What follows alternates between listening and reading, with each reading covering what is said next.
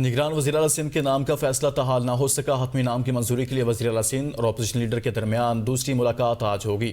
Opposition کی جانب سے یونس دھاگا، شعیب صدیقی اور ڈاکٹر صفدر عباسی، اور حکومت کی جانب سے جسٹس ریٹائرڈ مقبول باقر، ممتاز علی شاہ، صدیق میمن اور سابق سینیٹر مبین جمالی کا نام دینے کا امکان ہے۔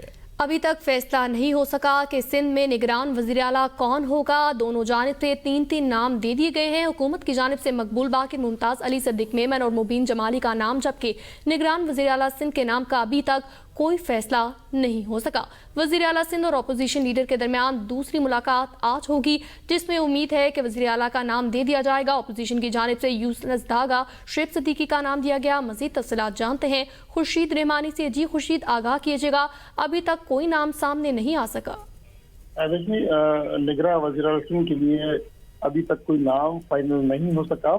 گزشتہ روز بھی قائد حزب اختلاف اسمبلی رانا انصار نقوی کی وزیر اعلیٰ سندھ سید مراد علی شاہ سے وزیر اعلیٰ ہاؤس میں ملاقات ہوئی تھی، اور اس ملاقات میں نگراں وزیر اعلیٰ کے نام اور دیگر اہم امور پر جو ہے وہ تبادلہ خیال کیا گیا تھا، جس میں وزیر اعلیٰ سندھ نے آج دوبارہ ملاقات کا وقت مانگا تھا، اور دوپہر 3 بجے یہ ملاقات وزیر اعلیٰ ہاؤس میں ہوگی، جس میں وزیر اعلیٰ سندھ سید مراد علی شاہ نے کہا تھا کہ وہ اپنی مرکزی قیادت سے مشورہ کریں گے۔ اس مشاورت کے بعد وہ نام کا ان کو اس نام کے حوالے سے جو ہے وہ قائد حزب اختلاف کو بتائیں گے، جبکہ قائد حزب اختلاف نے بھی کہا تھا کہ وہ بھی اپنی پارٹی سے مشاورت کریں گے۔ پارٹی مشاورت کے بعد جو ان کی اتحادی ہیں، گرینڈ ڈیموکریٹک الائنس ہیں، وہ ان سے بھی مشاورت کریں گی۔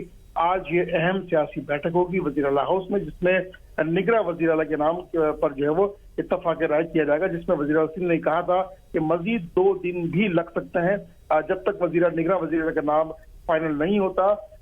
مراد علی شاہ اس جو وزیر اعلیٰ سندھ کے عہدے پر جو ہے وہ فائز رہیں گے۔